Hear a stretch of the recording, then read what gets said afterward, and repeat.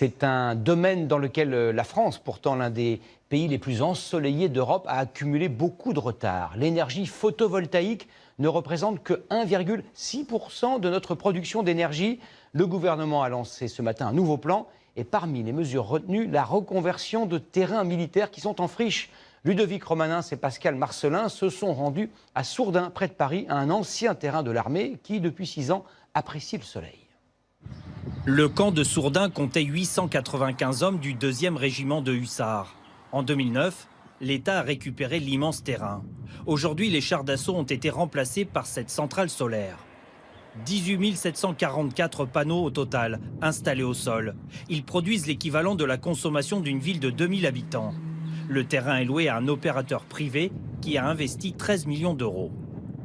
Ils étaient forcément à l'écart des villes. Donc on est dans des zones qui aujourd'hui ne sont pas du tout urbanisées. Donc on dérange personne en mettant nos centrales solaires. Une installation gérée à distance, surveillée par des caméras.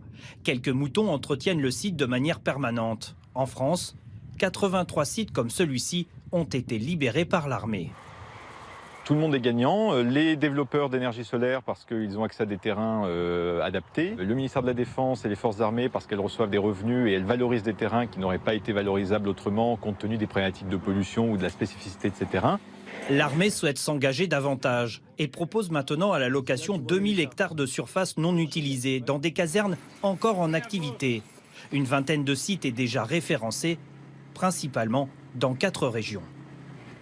Il peut y avoir du foncier, il peut y avoir des toitures, il peut y avoir des parkings aussi qui pourront accueillir du photovoltaïque. Donc les choses sont très diverses.